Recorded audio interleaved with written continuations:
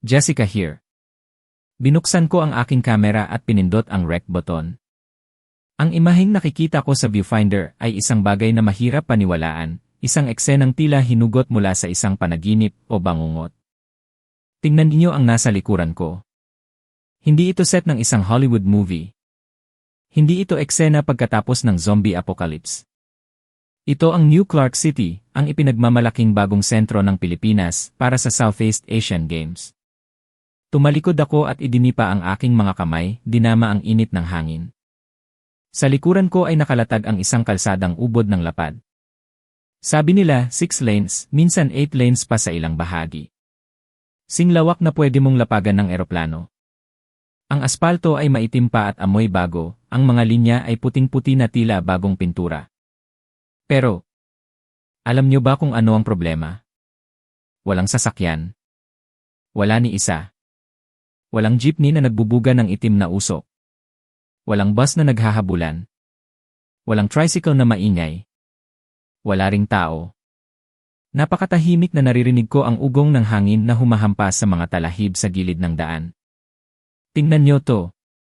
Ipinanpan ko ang kamera sa kahabaan ng highway. Ginastusan nila ito ng bilyon-bilyong piso para sa Ray Games. Pero para kanino? Para lakaran ng mga multo? Tumawa ako. Isang tawa na puno ng panghuhusga at pagdududa. Nakapunta na ako sa New York, sa Tokyo, at kahit sa magulong Maynila kung saan ang traffic ay sumisira ng ulo. Ang mga lugar na yon ay buhay, maingay, magulo, humihinga. Pero ang lugar na ito, para akong nasa ibang planeta. Nasa gitna ng mga palayan at kabundukan ng Tarlac at Pampanga, biglang sumulpot ang mga higanteng gusali. Ang mga hotel ay parang palasyo ng mga hari. Pero walang kaluluwa. Cut! Sigaw ko sa sarili ko at pinatay ang kamera. Ang init ay nanunuot sa balat. Iba ang init sa Pilipinas, malagkit, dumidikit sa damit. Uminom ako mula sa aking bottled water habang pinapahid ang pawis sa noo. Anong ginagawa ko dito? Tanong ko sa isip ko. Ang YouTube channel ko ay tungkol sa pagtuklas ng mga bizarre wonders o mga kakatwang bagay sa mundo. Nang mabalitaan kong ang Pilipinas ang magho-host ng SEA Games at nagtayo sila ng isang syudad mula sa wala sa gitna ng Central Luzon, agad akong nag-book ng flight. Nabasa ko sa balita ang tungkol sa korupsyon, sa mga unfinished projects, sa cauldron na nagkakahalaga ng millions. Ito ang perfect content. Isang malaking joke. Sumakay ako sa isang grab car papunta sa hotel. Ang driver ko ay tahimik, panay lang ang tingin sa rearview mirror. May nakasabit na rosaryo sa kanyang salamin na umiindayog sa bawat liko. New City. Very nice, ma'am, sabi niya sa barok na English, nakangiti. Hindi ko siya ininityan pabalik. Mahigpit kong niyakap ang aking bag. Ang sabi ng nanay ko, mag-ingat daw ako sa Pilipinas. Maraming snatcher, maraming manloloko. Huwag magtitiwala kahit kanino. Ang ngiti ng driver. Para sa akin, isa lang itong maskara. Pagdating sa hotel, lalo akong nadismaya sa nakita ko. Napakalaki ng lobby, gawa sa marmol at salamin. Pero ang mga guest, bilang sa daliri. Kami lang yata at ilang opisyales ng sports committee. Ang mga receptionist ay nakasuot ng Filipiniana, makukulay ang damit at may mga bulaklak sa buhok. Pagkakita sa akin, sabay-sabay silang yumuko at bumati. Mabuhay! Welcome to the Philippines, ma'am. Ang mga ngiti nila ay sobrang tamis, halos masakit sa mata. Fake, naisip ko. Sanay na sanay magpanggap. Siguro ay tinuruan sila ng gobyerno na ngumiti sa mga dayuhan para pagtakpan ang kahirapan ng bansa. Lahat dito ay palabas lang. Ang kalsada ay palabas. Ang hotel ay palabas. Ang mga ngiting ito. Lahat yan, peke. Pagpasok ko sa kwarto, sumilip ako sa bintana. Papalubog na ang araw. Ang langit ay nagkahalo-halong kulay ng ube at dalandan, ang sikat na sunset ng Pilipinas. Maganda, aminin ko. Ang stadium sa di kalayuan ay umiilaw na parang spaceship. Pero sa ibaba, sa kalsada, wala pa ring tao. Ghost City, bulong ko. Ang SEA Games na ito ay magiging pinakamalaking kahihiyan. At ako ang magbubunyag nito sa mundo. Binuksan ko ang laptop at pinalitan ang filename ng video ko, Philippines Tempted Dream, LE4. Pero hindi ko alam, sa likod ng katahimikang ito, mayroong pusong tumitibok na hindi ko pa naririnig. At bukas, ang aking perfect plan ay wawasakin ng isang katotohanang hindi ko inaasahan. Kinabukasan, nagsimula ang aking investigasyon. Ang target ko, ang New Clark City Athletic Stadium. Mula sa malayo, ang stadium ay mukhang bunganga ng bulkan, isang disenyo na hango daw sa ini. Pinatubo. Moderno, elegante at kulay abo at kahel. Sabi nila, world class daw ito. Pero hindi ako nandito para humanga. Nandito ako para maghanap ng bitak. Ikinabit ko ang kamera sa selfie stick at lumapit sa security gate. Ang mga gwardiya ay nakasuot ng barong na uniform, mukhang desente pero seryoso. Sinuri nila ang ko. Good morning, bati ko, nagbabaka sakaling may madulas na impormasyon. Tumango lang sila. Good morning, ma'am. Bag check po. Tingnan nyo, bulong ko sa mic ng kamera habang naglalakad palayo. Sobrang higpit. Takot silang may makita tayong mali. Walang freedom of press dito sa environment na ito. Pagpasok sa loob ng stadium, namangha ako saglit sa laki. Ang mga upuan ay kulay kahel at abo, parang lahar na dumadaloy. Pero agad akong naghanap ng butas. Hinaplos ko ang isang railing. Alikabok. Manipis na alikabok pero meron. Napangisi ako. Bingo! Look at this!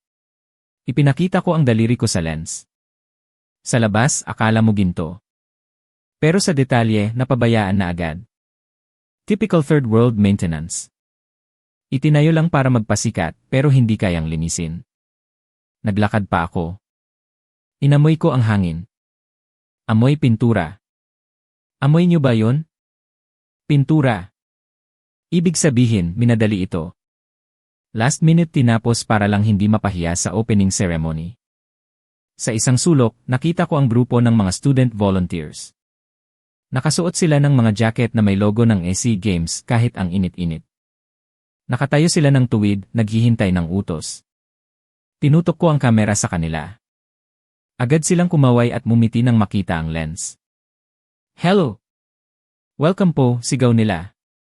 Sa vlog ko, iba ang sinabi ko, kawawang mga bata. Siguro required silang tumayo dito buong araw kapalit ng kaunting allowance o grade sa school. Tingnan nyo ang mga ngiti nila, parang robotic. Napilitan lang. Sa isip ko noon, suot ko ang salamin ng pagiging negatibo. Lahat ng makita ko may mali. Pumunta ako sa C-Ray. Malinis pero may timba sa gilid. Tabo at timba. Ayan na, sabi ko sa video. High-tech stadium pero may timba sa CR. Ito ang realidad. Pagsapit ng gabi, pagod na ako. Marami na akong footage ng mga kapalpakan. Sigurado akong magva-viral ito. Ang title na naiisip ko, Philippines Live Games, The Billion Peso Disaster. Pero hindi ko alam, ang gabing ito ang magbabago ng lahat. Dahil nabuburyong na ako sa syudad ng mga multo, nagpasya akong pumunta sa pinakamalapit na bayan para humanap ng tunay na buhay. Sumakay ako ng taxi papunta sa Angeles City, sa isang sikat na night market at food strip. Dito, ibang-iba ang mundo. Kung ang New Clark City ay tahimik at patay, ang Angeles ay sumisigaw at buhay na buhay. Ang ingay ng mga tricycle na nagbubuga ng usok, ang mga jeepney na puno ng dekorasyon at nagpapatugtog ng budots, ang usok ng barbecue sa bawat kanto, ito ang Pilipinas na inaasahan ko. Sabi ko sa kamera, habang naglalakad sa gilid ng kalsada, iniiwasan ang mga asong kalye. Ito ang tunay na Pilipinas. Magulo, maingay, marumi. Sa kabila ng mga sosyal na stadium, ganito namumuhay ang mga tao. Humanap ako ng makakainan. Gusto ko ng challenge. Nakakita ako ng isang paresan sa gilid ng kalsada. Ilang monoblock na upuan at mesa lang ito, sa ilalim ng isang trapal. May malaking kaldero kung saan kumukulo ang sabaw ng baka. Umupo ako. Ang mesa ay medyo malagkit. May mga langaw na umaaligid. Susubukan natin ang tinatawag nilang beef Perez, sabi ko sa vlog. Street food ito. Tignan natin kung ligtas kainin. Habang nagsiset up ako ng kamera, inilapag ko ang aking itim na camera bag sa bakanting upuan sa tabi ko. Nasa loob noon ang lahat, passport, wallet na may $3,000, credit cards, at ang pinaka-importante, ang hard drive na naglalaman ng lahat ng files ko. Dumating ang order ko. Isang mangkok ng maitim na sabaw na may taba at laman ng baka, at sinangag na kanin. Tinikman ko. Sa totoo lang. Masarap. Sobrang sarap. Ang tamis at alat ay naghahalo at malambot ang karne. Pero sa video, gumawa ako ng mukhang nandidiri. Masyadong matamis. At oily. Not healthy. Habang kumakain, biglang nagkaroon ng gulo sa kabilang kalsada. May dumaan na banda ng musiko, parang ati-atihan drum beaters na nagpo-promote ng local fiesta. Makukulay ang damit nila at ang lakas ng tambol. Oh my God! Bro! Sa sobrang excitement, dinampot ko ang maliit na vlog camera ko at tumakbo patawid ng kalsada para makuhanan sila ng close-up. Naiwan ko ang pares ko. At naiwan ko ang itim na bag sa upuan. Nawala ako sa sarili. Ang ganda ng kulay, ang energy ng mga mananayaw. Halos 20 minutes akong nag-film at nakipagsiksikan sa mga tao. Nang matapos ang tugtog, hiningal ako pero masaya. Okay, good footage. Uwi na tayo. Pumara ako ng dumadaang tricycle para magpahatid pabalik sa hotel area kung saan naghihintay ang mga taxi. Kuya, sa terminal po. Umarangkada ang tricycle. Ang ingay ng motor ay irg-irg-irdi. Masakit sa tenga. Habang umaandar kami sa madilim na highway pabalik ng Clark, bigla akong nauhaw.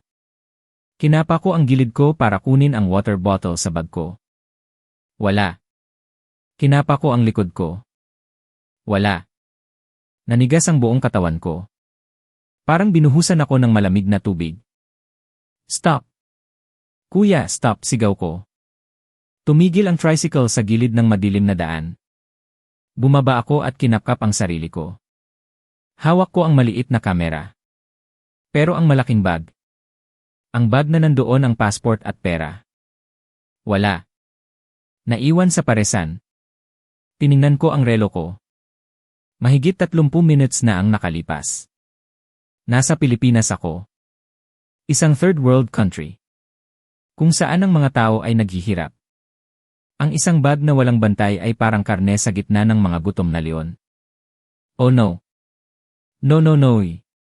Napaupo ako sa damuhan. Tapos na ako. Paano ako uwi? Nasa Maynila ang embassy, ang layo mula dito. Wala akong pera.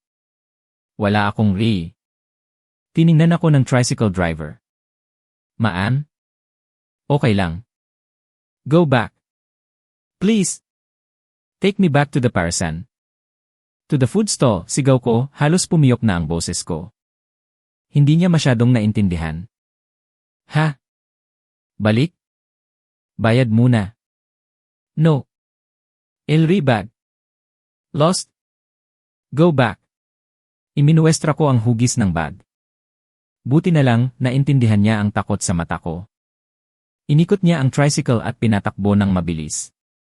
Ang hangin na kanina ay mainit, ngayon ay nagyelo na sa pakiramdam ko dahil sa takot. Ang mga gusali ng Clark at Angeles ay parang mga higanteng nanonood sa pagbagsak ko. Sabi ko na nga ba, naisip ko. Hindi dapat ako nagpunta dito. Ninakawan nila ako. Mga kriminal. Pagdating namin sa lugar ng kainan, tumalon ako agad habang umaandar pa ang tricycle.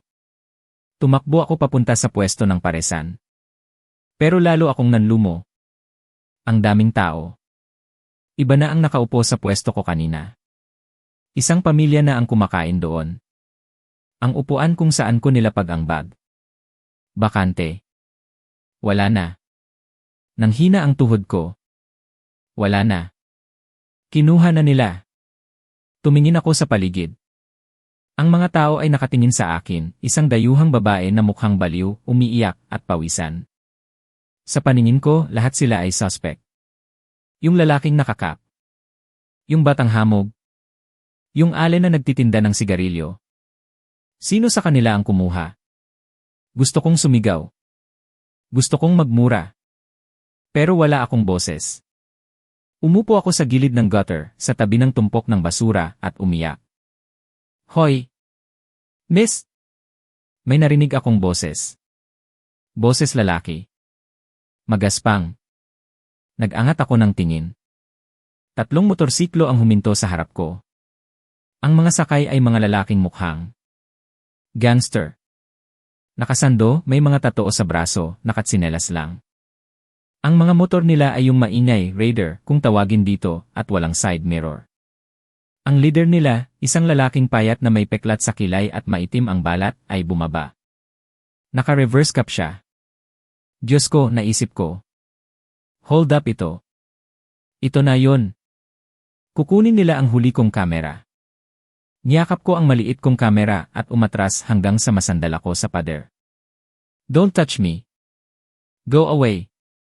Nagkatinginan ang mga lalaki. Tumawa sila ng mahina. Pinagtatawanan nila ako.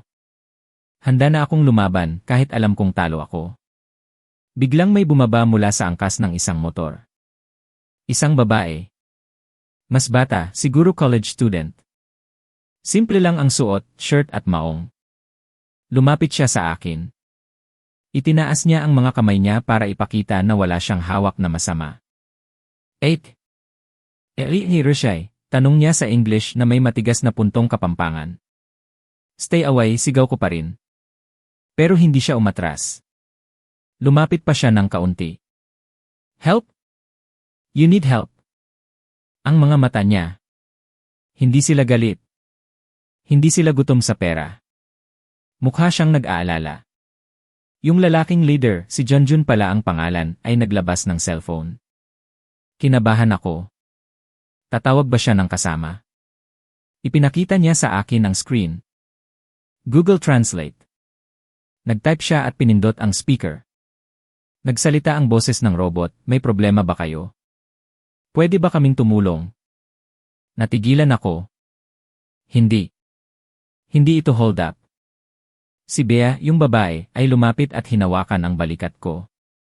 I am volunteer. Lay Games volunteer student. This is Enwekosin, Junjun. Look. Ipinakita niya ang niya na nakasabit sa leg. Bumigay na ako. Napahagulgol ako. Henry bag. I left it there. Passport, money. Everything gone. Itinuro ko ang paresan. Nanlaki ang mata ni Bea. Hinarap niya si Junjun at nagsalita ng mabilis sa Tagalog o Kapampangan. Kuya Jun, naiwan daw niya yung bag niya sa may paresan. Nandoon daw lahat. Si Junjun, na kanina ay mukhang siga at nakakatakot, biglang naging seryoso. Para siyang naging sundalo na nakatanggap ng misyon. Sumigaw siya sa mga kasama niya. Oy! Magtanong kayo dyan. Hanapin niyo yung itim na bag. Bilisan niyo! Ang mga lalaking inakala kong hold-upper ay biglang kumilos. Yung iba nagtanong sa mga tricycle driver. Yung iba nilapitan ang mga tindera. Hinarap ako ni Junjun. Tinapik niya ang upuan ng motor niya. Sakay. Hop on. Nag-alinlangan ako. Sasakay ako sa motor ng estranghero. Safe. Trust, sabi ni Bea na sumakay sa likod ng isa pang motor. Wala na akong choice. Sumakay ako sa likod ni Junjun. Amoy araw siya at usok pero sa puntong iyon ang amoy ng pag-asa. Pinatakbo niya ang motor. Hindi na kami sa kalsada dumaan, kundi sumingit kami sa mga eskinita, shortcut daw. Nakita ko kung paano sila mag-operate. Bawat kanto, humihinto si Junjun, nagtatanong sa mga tambay. Pre, may nakita kayong bag ng kano? Itim. Wala, pre. Ang network ng mga tricycle driver at tambay na kinatatakutan ko, sila ngayon ang nagiging mata at tenga ko. Bumalik kami sa tapat ng paresan. Bumaba si Junjun at dumiretso sa may-ari ng karinderya, isang matandang babae na maliit, kulubot ang balat, at may tuwalya sa balikat. Si Lola Nena. Abalang-abala si Lola Nena sa paghihiwa ng sibuyas. May naiwan daw na bag dito. Yung kano kanina, tanong ni Junjun. Tumigil si Lola Nena. Tumingin siya sa akin. Ang mukha niya ay istrikto. Masungit tingnan. Bigla siyang lumabas mula sa pwesto niya, hawak ang sandok. Lumapit siya sa akin. Akala ko papaluin niya ako. Tapos, nagsimula siyang magsalita ng mabilis at mataas ang boses. Parang galit na galit. Oh my God, she hates me, bulong ko. Tumawa si Bea at nag-translate. No, ate. Lola is scolding you. She said, bakit ka ba burara? Ang laki mong tao, iniiwan mo gamit mo. Alam mo bang delikado? Paano kung may masamang loob na nakakita? Habang sinisigawan niya ako, yumuko si Lola Nena sa ilalim ng kanyang mesa, sa tabi ng mga sako ng bigas. Hinubot niya ang isang bagay. Ang itim kong bag. Walang alikabok. Nakasara ang zipper. Niyakap niya ito ng mahigpit bago padabog na inilagay sa dibdib ko. Oh! Napasinghap ako. Nanginginig ang kamay ko habang binubuksan ko ang bag. Passport. Check. Wallet. Check. Binuksan ko. Kumpleto ang dollar bills. Walang kulang kahit 5. Hard drive. Check. Napaluhod ako sa semento. Thank you. Thank you so much. Hindi ko mapigilan ang iyak. Ang mga taong hinusgahan ko, ang matandang tindera sa maruming kalsada, ang mga lalaking mukhang kriminal, sila ang nag-ingat ng buhay ko. Lumapit si Lola Nena. Nawala ang sungit sa mukha niya. Pinalitan ito ng awa. Hinawakan niya ang mukha ko gamit ang magaspang niyang kamay. Tahan na, sabi niya. Uminom ka muna ng tubig. Inabutan niya ako ng malamig na tubig. Sabi ni Bea, Lola hid your bag because she saw you leave it. She waited for you. She fought with the drunk man who tried to touch it. Nahiya ako sa sarili ko. She fought for me. Kinuha ko ang wallet ko. Naglabas ako ng $200. Malaking pera ito sa peso. Halos 10,000. Please, sabi ko kay Junjun at Lola. Take this. Reward. For saving me. Tiningnan ni Junjun ang pera. Tapos tumingin siya kay Lola. Umiling si Junjun. No, ma'am. Hindi kami mukhang pera. Tulong lang. Please, pinilit ko. Para sa abala. Si Lola Nena ang sumagot. Tinulak niya pabalik ang kamay ko. Kumuha siya ng isang supot ng bochi, isang matamis na kakanin, mula sa tinda niya at inilagay sa kamay ko sa ibabaw ng pera. Sabi ni Lola, translate ni Bea, huwag mo kaming bayaran sa paggawa ng tama. Masama yun. Tanggapin mo na lang itong bochi. Kainin mo sa hotel. Pumapayat ka na. Pumapayat ka na. Iyon ang sinasabi ng lola ko sa States kapag naglalambing. Doon ko naintindihan. Sa bansang ito, ang pagtulong ay hindi negosyo. Ito ay bayanihan. Ito ay malasakit. Kahit mahirap sila, mayaman sila sa dignidad. Inihatid nila ako pabalik sa hotel. Ang konvoy namin ay parang si Junjun sa unahan, ako sa gitna, at ang mga kaibigan niya sa likod. Pagdating sa hotel, nagpa-picture ako kasama sila. Ang mga ngiti nila tunay. Walang halong kaplastikan. Salamat po, sabi ko sa Tagalog. Walang anuman. Balik kayo sa Pilipinas, sigaw nila bago pinaharurot ang mga motor nila palayo. Kinabukasan, bumalik ako sa New Clark City Stadium. Opening ceremony na. Dala ko pa rin ang kamera ko, pero iniwan ko na sa hotel ang aking panghuhusga. Pagdating ko sa stadium, ang Ghost City ay wala na. Napalitan ito ng dagat ng tao. Libu-libong Pilipino ang dumating. Puno ang stadium. Ang ingay. Hindi ito ingay ng gulo kundi ingay ng saya. May mga drums, may mga sumisigaw ng si Pinas. Pinas! Tiningnan ko ang mga mukha ng tao. Wala na yung robotic smile na inakala ko noon. Ang nakikita ko ay pride. Kahit mainit, kahit siksikan, masaya sila. Proud silang i-host ang mga kapitbahay nila sa Asia. Sa gitna ng laro, may isang runner mula sa Timor-Leste ang nahuli. Huling-huli siya. Pagod na pagod. Sa ibang bansa, baka tawanan siya. Pero dito, tumayo ang buong stadium. Ang mga Pilipino ay pumalakpak. Sumigaw sila, go! Kaya mo yan! Takbo! Chineer nila ang kalaban na parang kababayan nila. Naluha ako habang kinukuhanan ito. We win as one. Hindi lang pala ito slogan. Totoo ito. Para sa mga Pilipino, ang pagkapanalo ay hindi lang sa medalya, kundi sa pagkakaisa.